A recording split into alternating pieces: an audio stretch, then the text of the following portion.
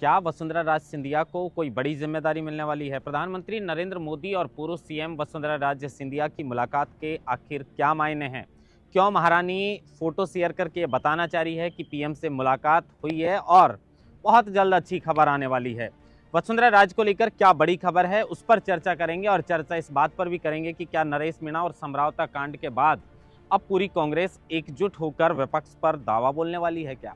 क्योंकि जिस तरीके की चर्चा जो है प्रताप सिंह खाचरियावास और कांग्रेस के तमाम मंत्री कर रहे हैं, तो ऐसा लग रहा है कि समरावता वाली घटना पर पूरी कांग्रेस एकजुट होकर, हो सकता है कुछ नेता जैसे हरीश मीणा को लेकर शुरू से कयास लगाए जा रहे थे कि नरेश मीणा और हरीश मीणा के बीच बनती नहीं है, लेकिन बाकी कांग्रेस जिस तरह पूर्व मंत्री प्रताप सिंह खाचरियावास ने कहा है कि हर जगह जहां पर अन्याय होगा हम एकजुट होकर विपक्ष की भूमिका निभाएंगे। समरावता को लेकर और आने वाली 29 तारीख को नरेश मीणा की रिहाई और समरावता वाली घटना पर जो बड़ी महापंचायत का ऐलान हुआ है, उसको लेकर क्या खबर है, इस पर भी चर्चा करेंगे। और चर्चा इस पर भी करेंगे कि सचिन पायलट और अशोक गहलोत को लेकर कई तरीके की खबरें चल रही हैं। कुछ लोग कह रहे हैं कि अशोक गहलोत को अब दिल्ली में जो है वो बड़ा पद मिलने वाला है, पायलट खेमे में मायूसी है। इसको लेकर भी चर्चा करेंगे। सबसे पहले चर्चा करते हैं वसुंधरा राजे सिंधिया को लेकर। देखिए, 2023 के जब विधानसभा चुनाव चल रहे थे, उस वक्त लोग इस तरह की बात कर रहे थे कि सक्रिय राजनीति से वसुंधरा राजे सिंधिया की पूरी तरह छुट्टी हो चुकी है। लेकिन अब प्रधानमंत्री नरेंद्र मोदी ने वसुंधरा राजे सिंधिया को क्यों मुलाकात का न्योता दिया है, दोनों की 20 दिसंबर को जो मुलाकात हुई है उसमें क्या बातचीत हुई है और इस बातचीत के बाद आगे क्या होने वाला है, इसको लेकर बताते हैं। देखिए, 2023 का जैसे मैंने जिक्र किया कि वसुंधरा राजे सिंधिया को विधानसभा चुनाव से दरकिनार किया गया, उसके बाद पर्ची भी वसुंधरा राजे सिंधिया के हाथ से खुलवाई राजनाथ सिंह ने और मुख्यमंत्री बने भजन लाल शर्मा। लेकिन उसके बाद जब लोकसभा के चुनाव आए तो ऐसा लोग कयास लगा रहे थे कि जो 11 सीटों पर कांग्रेस बीजेपी को जो हार का सामना करना पड़ा है, क्योंकि 2014 के अंदर राजस्थान की जो 25 लोकसभा की सीटें हैं, 25 की 25 सीटें भारतीय जनता पार्टी ने जीती। 2019 पे भी 25 सीटों पर भारतीय जनता पार्टी ने कब्जा किया। तो ऐसा 2024 के अंदर क्या हुआ कि लोकसभा में भारतीय जनता पार्टी को इतना बड़ा झटका लगा कि एक साथ 11 सीटें गंवानी पड़ी। इसको लेकर लोग कह रहे हैं कि वसुंधरा राजे सिंधिया को जैसे ही सक्रिय राजनीति से दरकिनार किया गया, तो उनके लोग जो हैं वो कांग्रेस में जाकर कोई चुनाव लड़ता है और इस तरीके से कुल मिलाकर बीजेपी का जो गेम है वो पूरा खराब हो जाता है एकजुट नहीं होने की वजह से। और वसुंधरा राजे सिंधिया भी पूरे लोकसभा के चुनाव के अंदर सिर्फ दुष्यंत सिंह के प्रचार प्रसार कर रही थी और उसके बाद दुष्यंत ना खुद को मुख्यमंत्री बनने का मौका मिला, ना उसके बाद दुष्यंत सिंह को मोदी कैबिनेट में जगह मिली।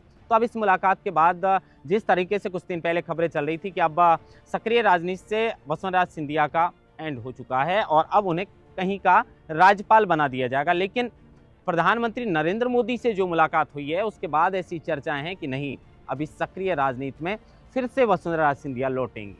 आपने सुना होगा कुछ दिनों से वसुंधरा राजे जहां पर भी जाती हैं अलग अलग तरह की बात करती हैं। कभी वो कहती हैं कि किसी को अगर पीतल की लौंग मिल जाए तो वो अपने आप को सर्राफ समझ बैठता है। कभी कहती हैं कि राजनीति के अंदर उतार चढ़ाव आते रहते हैं। कई बार ऐसा है कि किसी को अंगुली पकड़ा दें तो वो उसी को खाने के लिए तैयार रहता है, मतलब जिसका हम साथ देते हैं वही हम पर पीछे से वार करता है। तो इन बातों का मतलब वो समझाना चाह रही थी शायद कि फिर से राजनीति में उतार चढ़ाव आते हैं, मतलब मुझे वापस बड़ा पद मिल सकता है। इस तरीके की बात शायद वो समर्थकों के सामने मैसेज देने का प्रयास कर रही थी। लेकिन अब जब ईआरसीपी का शिलान्यास करने के लिए प्रधानमंत्री नरेंद्र मोदी जयपुर आए थे, उस वक्त जो वसुंधरा राजे सिंधिया जब मंच पर थी तो हालांकि कई तरीके की बातें थी कि उन्हें मंच पर पंक्ति के अंत में क्यों जगह मिली। भैरव सिंह शेखावत का कई बार नाम लिया गया प्रधानमंत्री नरेंद्र मोदी के मुंह से, लेकिन वसुंधरा राजे सरकार की जो कार्यकाल था 2017 उसमें इस योजना का खाका तैयार किया गया था और वसुंधरा राजे सिंधिया को प्रधानमंत्री भूल गए। लेकिन अब वसुंधरा राजे को जो है वो दिल्ली का न्योता मिल गया और उस न्योते के बाद 20 दिसंबर को जो मुलाकात हुई है उसके बाद लोग कह रहे हैं कि हो सकता है कि उन्हें पार्टी का राष्ट्रीय अध्यक्ष बना दिया जाए या फिर उनके बेटे को मोदी कैबिनेट में जगह मिल सकती है। चर्चा इस बात की भी है कि भजनलाल सरकार का जो मंत्रिमंडल विस्तार या जो फेरबदल होगा उसके अंदर वसुंधरा खेमे के कुछ नेताओं को जगह मिल सकती है। अब मुलाकात को लेकर क्या मुलाकात के लिए प्रधानमंत्री नरेंद्र मोदी ने खुद बुलाया है या संघ की ओर से कहा गया है, इसको लेकर भी लोग तरह तरह की चर्चा कर रहे हैं। देखना होगा आने वाले समय में वसुंधरा राजे सिंधिया और पीएम की जो मुलाकात हुई है उसको लेकर जो मायने हैं वो बिल्कुल शुभ संकेत हैं वसुंधरा राजे सिंधिया के लिए। लेकिन ये शुभ संकेत किस तरह से जो है वो बीजेपी उन्हें देगी, क्या उन्हें राष्ट्रीय अध्यक्ष बनाएगी जिस तरीके से पार्टी के राष्ट्रीय उपाध्यक्ष पहले से हैं, या फिर उनके बेटे दुष्यंत सिंह को मोदी कैबिनेट में जगह मिलेगी, या फिर जो मंत्रिमंडल का विस्तार होगा उसमें वसुंधरा खेमे के कुछ नेताओं को जो है वो मंत्री बनाया जाएगा, देखना होगा। लेकिन इस मुलाकात के बाद वसुंधरा राजे सिंधिया भी काफ़ी खुश नजर आ रही हैं। अब लौटते हैं नरेश मीणा को लेकर। देखिए, नरेश मीणा की जब ये मामला हुआ था समरावता वाला, उस वक्त ऐसा लग रहा था कि कांग्रेस से उन्होंने बगावत करके और विधानसभा का चुनाव निर्दलीय लड़ा है। ऐसे में कांग्रेस से अगर बगावत करके चुनाव लड़ा है और कांग्रेस की हार भी देवली उनियारा के अंदर हुई है, ऐसे में कांग्रेस शायद नरेश मीणा के साथ कभी खड़ी नजर नहीं आए। हरीश मीणा और नरेश मीणा के मतभेद इतने थे कि ऐसा लग ही नहीं रहा था कि इनके बीच में बन सकती है, और अभी भी ऐसा ही चल रहा है। लेकिन जैसे जैसे समय बीतता गया, नरेश मीणा जो है वो जेल के अंदर बंद हैं, उनके साथ जो उनके समर्थक हैं उनमें से भी कुछ लोग जेल के अंदर बंद हैं, उनको भी जमानत नहीं मिल पा रही है। और समरावता के अंदर जो गांव वालों की गाड़ियां, वाहन, घर, मकान और क्या जो लोगों के साथ में बर्बरता पुलिस के द्वारा महिलाओं के साथ, बच्चों के साथ, बुजुर्गों के साथ की गई है, इसको लेकर धीरे धीरे भले ही एक एक नेता सामने आया हो, सबसे पहले प्रहलाद गुंजल जो हैं इसको लेकर कांग्रेस के नेता होने के बावजूद सामने आए और उन्होंने चौथ का बरवाड़ा में साफ तौर पर कहा था कि अगर सरकार नरेश मीणा की रिहाई का कोई रास्ता नहीं निकालेगी तो बड़ा आंदोलन झेलना पड़ सकता है, चक्का जाम करने वाले हैं। अब इसको लेकर 29 तारीख के दिन नगर पोर्ट के अंदर एक बड़ी महापंचायत का आयोजन किया गया है। अब इसमें हनुमान बेनीवाल हो या फिर प्रहलाद गुंजल हो या कांग्रेस के पूर्व मंत्री प्रताप सिंह खाचरियावास हो, कहने का मतलब यह है कि इस महापंचायत में ज़्यादा से ज़्यादा निर्दलीय या फिर जो अन्य पार्टियों के नेता हैं और जो कांग्रेस के नेता हैं, पूरे नेता भले ही एक मंच पर नजर नहीं आए, लेकिन काफ़ी नेताओं की इस पंचायत के अंदर, महापंचायत के अंदर शामिल होने की जो है वो कयास लगाए जा रहे हैं। देखना ये होगा कि 29 तारीख को ये महापंचायत, जिसमें दावा किया गया है कि लगभग 1 लाख लोग टोंक के नगर फोर्ट में पहुंचेंगे और समरावता वाली घटना पर सरकार के ऊपर दबाव बनाएंगे। पुलिस ने जो बर्बरता महिलाओं के साथ, बच्चों के साथ और जो बुजुर्गों के साथ समरावता गांव के अंदर की है, उसको लेकर भी न्यायिक जांच होनी चाहिए और उन दोषी पुलिसकर्मियों को इस मामले में सजा मिलनी चाहिए।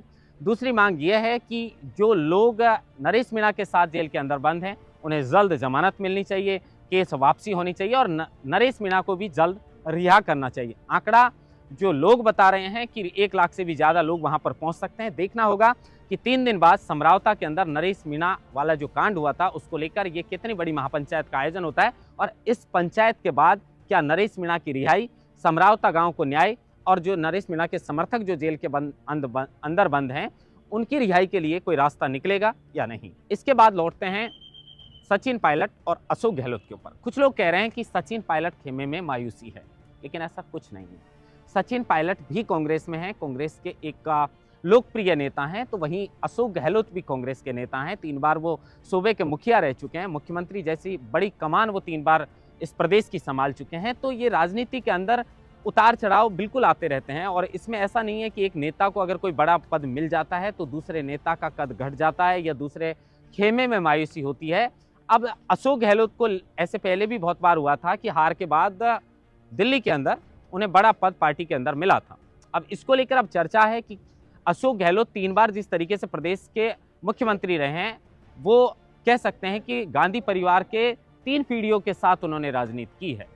तो ऐसे में सोनिया गांधी हो या फिर इंदिरा गांधी हो या फिर राहुल गांधी हो, यानी कांग्रेस गांधी परिवार की 3 पीढ़ियों के साथ उन्होंने राजनीति की है। और कहीं ना कहीं अगर देखा जाए तो अब जिस तरीके से वो बार बार दिल्ली उनकी मुलाकात हो रही है, उसके बाद ये मायने लगाए जा रहे हैं कि मल्लिकार्जुन खड़गे और सोनिया गांधी हैं, वो कोई बड़ा पद अशोक गहलोत को दे सकते हैं। अब कौन सा बड़ा पद हो सकता है? क्या राष्ट्रीय महासचिव अशोक गहलोत को बनाया जा सकता है या फिर पार्टी का राष्ट्रीय उपाध्यक्ष बनाया जा सकता है? क्योंकि यही 2 पद ऐसे हैं जिनको लेकर सबसे ज़्यादा चर्चा है।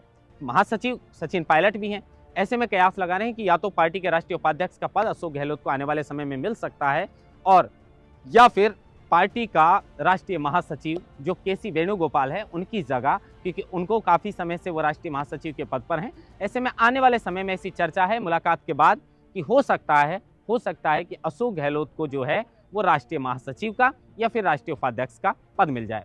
लेकिन आने वाले समय में 4 साल के अंदर इस पद के बाद क्या फिर से अशोक गहलोत लौट कर आएंगे? क्योंकि अशोक गहलोत साफ तौर पर कह चुके हैं कि मैं राजस्थान के अंदर रहकर ही राजनीति करना चाहता हूं, राजस्थान से बाहर नहीं जाना चाहता हूं, मैं राजस्थान के अंदर राजनीति करूंगा। तो क्या अशोक गहलोत की अब क्या प्रतिक्रिया आती है? क्योंकि आपको याद होगा 25 सितंबर वाली घटना, उससे पहले जब राष्ट्रीय अध्यक्ष का नाम चल रहा था उस वक्त भी अशोक गहलोत का नाम था।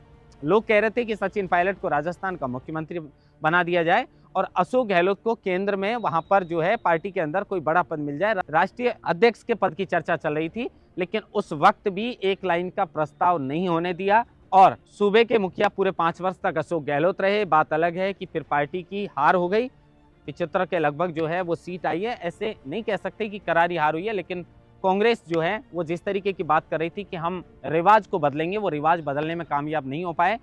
5 वर्ष तक बीजेपी, 5 वर्ष तक कांग्रेस, ये प्रथा राजस्थान के अंदर चली आ रही है और उसी तर्ज पर इस बार भी कांग्रेस के बाद बीजेपी का शासन आ गया।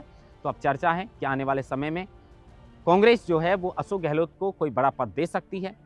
क्या पद मिलने वाला है? वसुंधरा राज की पीएम मोदी से मुलाकात के बाद चर्चा है कि उन्हें भी कोई बड़ा पद मिल सकता है और उनके खेमे के जो विधायक हैं उन्हें मंत्रिमंडल में जगह मिल सकती है। इंतजार इस बात का भी रहेगा और इंतजार इस बात का भी रहेगा कि 29 तारीख को जो टोंक के नगर फोर्ट में एक बड़ी महापंचायत का आयोजन किया गया है, इसमें कौन कौन नेता शामिल होते हैं और इसके बाद क्या रास्ता निकलता है। महेंद्र बास्टा, लोकमत हिंदी, जयपुर।